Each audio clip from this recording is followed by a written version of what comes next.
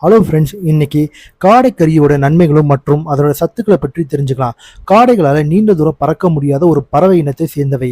காடைகள் சுமார் 1 வருஷத்திலிருந்து 4 வருஷம் வரைக்கும் உயிர் வாழும். இன்னும் சில காடைகள் 5 வருஷத்துக்கு மேல உயிர் வாழும்.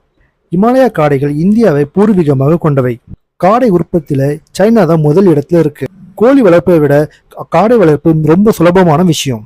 100 கிராம் காடைக்கறியில 22 கிராம் புரோட்டீனும் 3 கிராம் ஃபேட்டும் நிறைஞ்சிருக்கு.